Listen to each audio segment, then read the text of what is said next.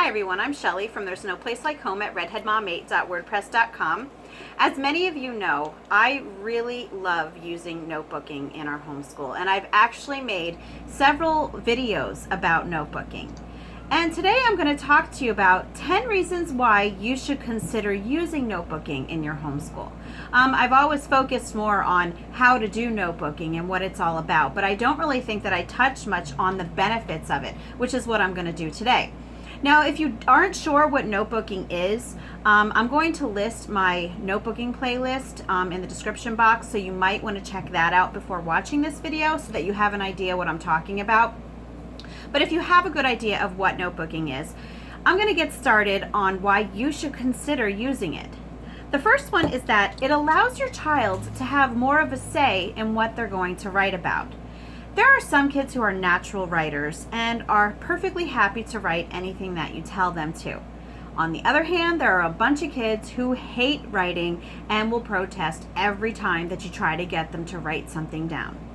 Notebooking allows them a little bit of say of what they're going to do. They can choose what notebooking pages they're going to do, and they can choose a lot of times what they're going to notebook about and even how they're going to do it. For example, your child might not like doing, say, written narrations very often, but they might like to do creative writing, and they can incorporate what they learned about into an actual story. Or maybe they could read something and they could make a comic strip of what they've been learning about.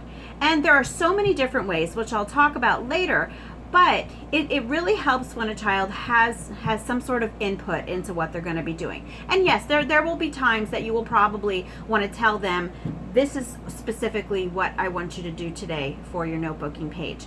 But with notebooking, it really is such a benefit to give your kids, just ask them for their opinion on what they want to do, because a lot of times it's really going to help them to be more excited about notebooking. And I do have to say that we use all different forms of notebooking in our homeschool. And the number one notebook that my kids all like the best is their animal notebook. And that is because that is the one notebook that they got to choose exactly what they wanted to do. They got to choose. They didn't even have to do animals. I just said, what do you want to learn about? They all said animals, so they get to choose their animal, they choose their page, they choose what they write, what they're going to do. I don't tell them anything at all to do with this animal notebook, and it is that one that they are the most excited about when they do it. A second advantage of notebooking is that there are so many different ways to notebook. Every child is different, like I said earlier, and just as with that, there are so many different ways that you can notebook and get that writing practice in different forms. There is copy work, in which your children will just copy passages exactly as they see them to learn spelling and punctuation and grammar and all of those nifty things that a lot of kids will protest when you try to give them a worksheet. But if you just put this in front of them, show them a good model for writing, and if you do it consistently, they will pick it up. And that is actually how, I think it was Benjamin Franklin, I think it was Benjamin Franklin, someone had told me this a few weeks ago, that he actually wrote that he used to like to copy the different works of different authors so that he could get their writing styles. So yeah, if someone like Benjamin Franklin was doing this, it tells you that it does have its advantages. There's also, besides copy work, there's journaling, which in my kids' journals, they do have journals. And a lot of times people think of a journal as you write about your day. And that's what I used to do when I had a diary when I was a kid. I just wrote about my day, or I wrote about like my dreams and things like that. But in my kids' journals, I basically tell them, you can write about whatever you want. You can write what you did for today. You can draw a picture and draw like a little paragraph underneath it. You can make a comic strip. You can make a list of things. You can write a story. I don't care what they write in their journal. Their journal is really for free writing. So that is actually another thing that they like. I think that comes second to their animal notebooks. Another one is narration. If you read aloud to your children, or if they do a lot of independent reading, in our house, I will have the kids do oral narrations where during our read alouds, I'll stop every now and then and I'll ask them, okay, what did I read about? And narration on a notebooking page is really just that oral narration written down. So same thing there. What I tell my kids is, just write down on this page how you would say it to me, because that really helps kids to understand what the narrative format really is all about. Write it as you speak it. You can also notebook for unit studies. We do that too. In our house, we do a lot of unit studies. So rather than, just kind of losing all the papers that we do for the activities, we put them all into a notebook, and it's a really nice keepsake for them to look through and see all of the different things that we've been notebooking. The third one is that there is such a huge variety of what style, or I don't even know what format you can use for your notebooking.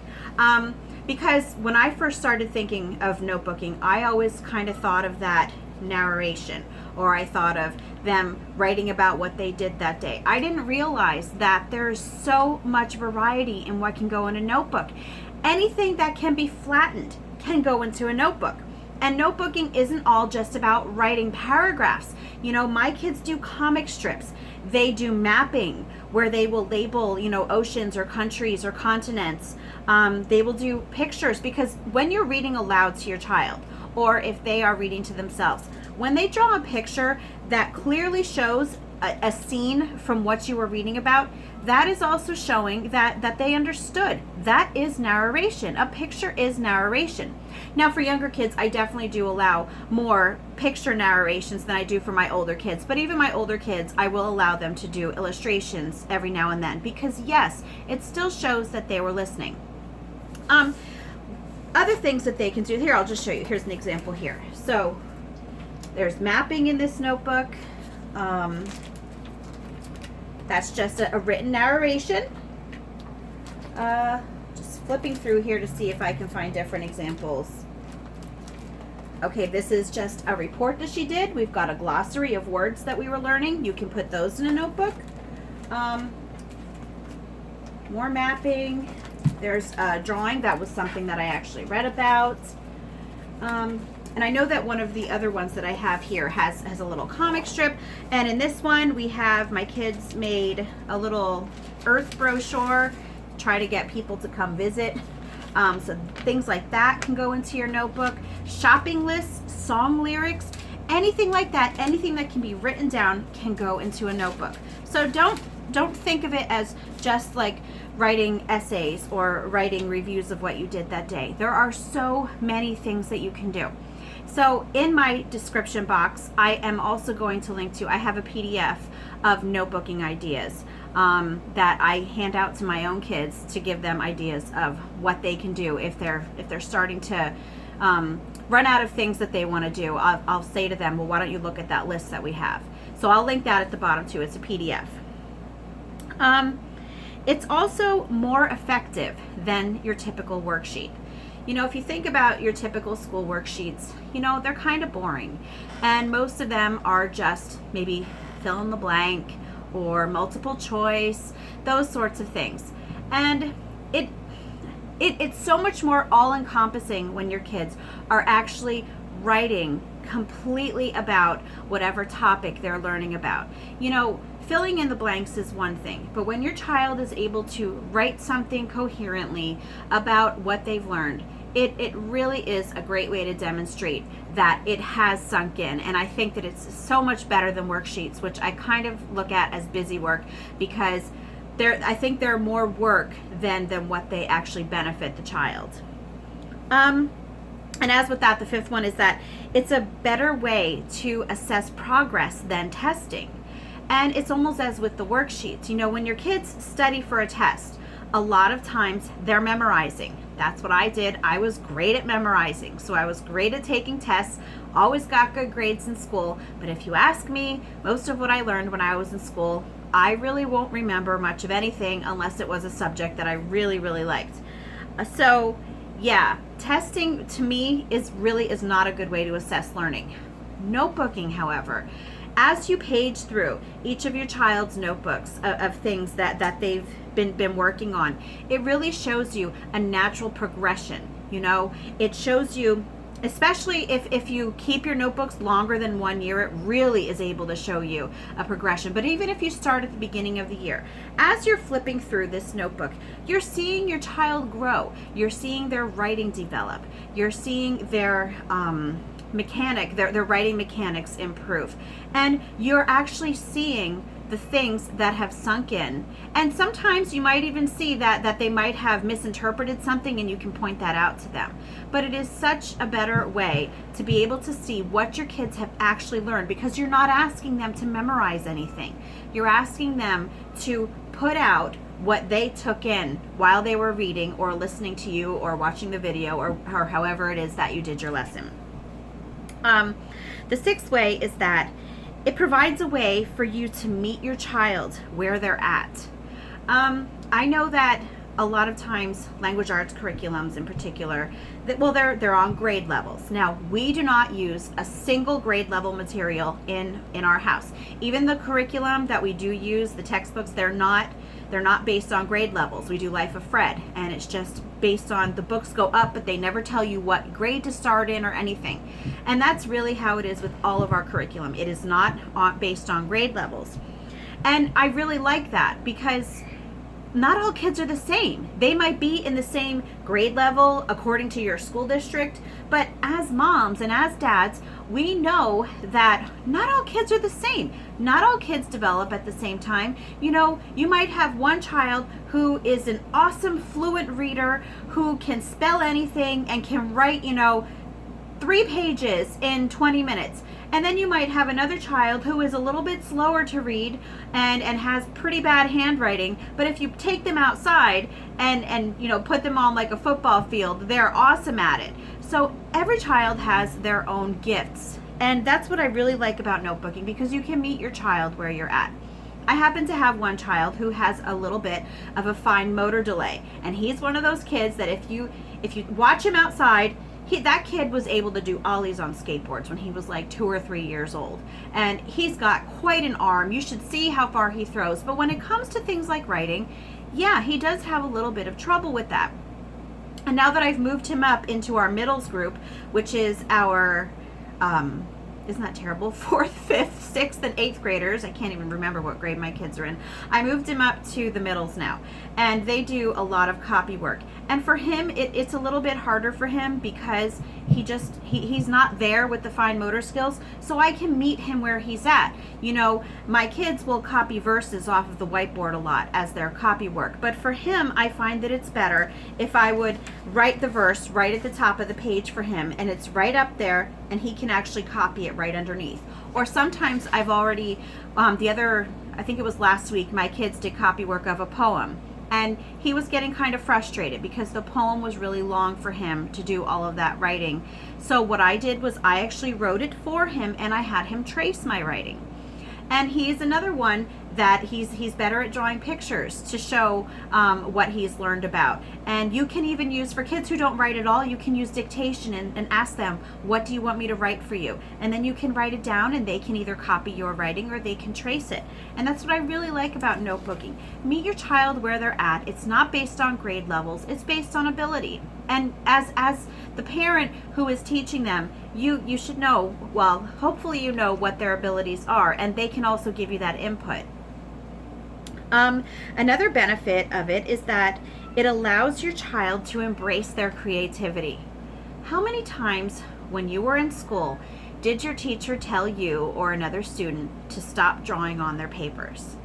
I heard that so many times from so many different teachers. And actually, when my kids were in school, I do remember all of my kids they're really artists. They love to draw, and they're always drawing on everything. But I remember that sometimes they would bring home work from school, and I would see in the margin a little note from the teacher telling them to stop drawing on their paper.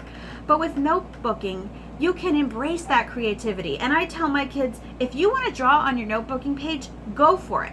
I get them stickers and glitter and construction paper and glue. And yeah, decorate your page as much as you want. Like, for example, in my son's copybook, he's got stickers and drawings, and I don't have my daughters here, but you should see her. She's got glitter and everything. So yes, your kids are going to want to get involved in writing more if they know that they can make it their own by decorating it, doing whatever they want. I mean, look at this. A lot of times, this is the type of thing that you'll see on a lot of my kids' notebooking pages. Just let them be themselves. Not all kids like to do stuff like this, and that's fine too. But if your kids do, there's no reason that your kids can't write on their notebooking pages. None at all. Let them. Okay. So another benefit is that copywork, which is what I just showed you, it allows you to correct mistakes while allowing your child to write their own original works without fear of having a red pen all over that. And what I mean by that is, in copywork, your child is just copying specifically what they see on a page. So this is from Shel Silverstein's A Light in the Attic. And so this is not my son's original work. These are just poems. And what I will do is I will look through the books every now and then, and as I see mistakes that they've made, I will point it out to them. And when you're pointing out mistakes of something that they've just copied, it's not as hard on their ego, I think, as when you're telling them that something that they've written from their heart is wrong. So I tend to stick to just correcting their copywork, because if you tell them that they missed a period or a comma or a capital letter on their copywork, that will translate over into when they are writing on their own. So if I do see a mistake on the pages, for example, that they write here, this is something that she wrote on her own, I won't go marking her paper all up. Depending on grade. Now, my high school students, I will point out to them when I see a mistake. If it's something that I see happening over and over again, sometimes things just happen out of carelessness.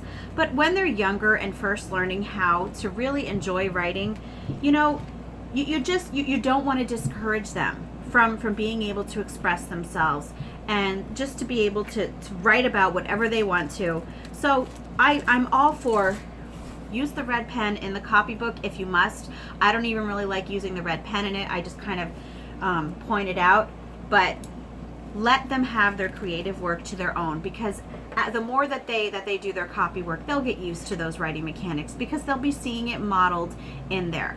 And as I said earlier, once they do get up to their high school years, if you still see something is a continuous problem, then yes, you can definitely point it out, but I wouldn't do that for kids who are younger. And the 9th and 10th benefits are actually unexpected benefits, things that I hadn't really thought of when we started notebooking. The 9th one is storage. I am homeschooling 9 kids this year. Last year I homeschooled 10, but I just graduated my 18-year-old daughter, so I have 9 this year. And what that means is we always have so many papers floating around the house all the time.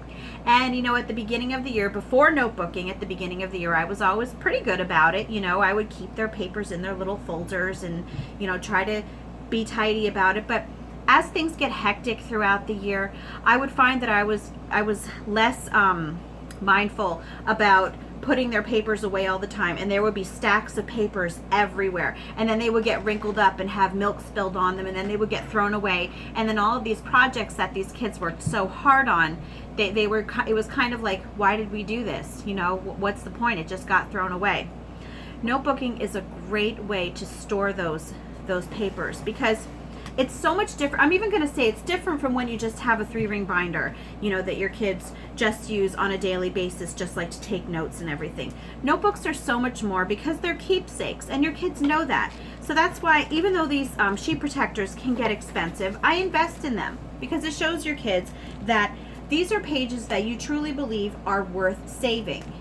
And when your kids know that they have a notebook that is actually something that they're going to be able to keep and look through as years go by, they're going to be more I don't know what the word is, but they're more quickly going to be able to go and put their papers away when you tell them to. I know before I would tell them, put your pages away, and 2 hours later I would see it sitting on the table with like a scoop of ice cream on it.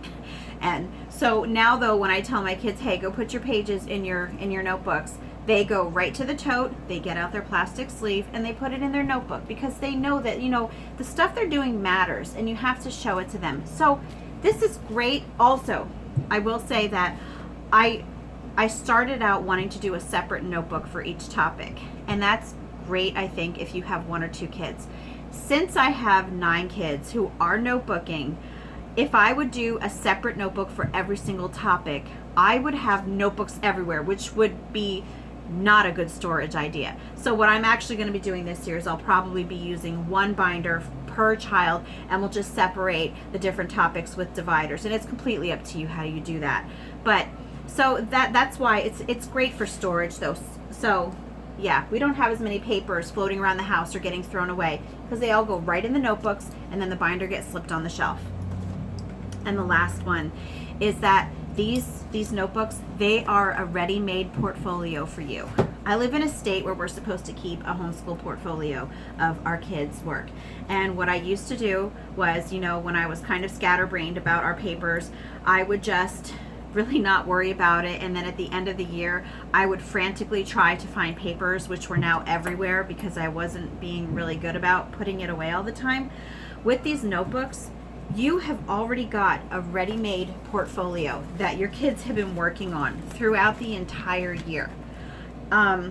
So yeah, I could totally give just one of these notebooks to our evaluator, maybe add in a few of their pages from math, even though we do cover math in our unit study sometime, but I could totally just give one of these notebooks to our evaluator, and it really would cover every single subject because our notebooks do cover every single subject. So that is such a weight off of my shoulders, knowing that I don't have to frantically try to gather together a portfolio at the end of the year because I've already been working on it all year long. So another great benefit. So if you have any questions about notebooking, leave me a comment. Again, I will leave a link to the playlist for notebooking down below. I will leave the PDF of notebooking ideas. And I hope you have a great day.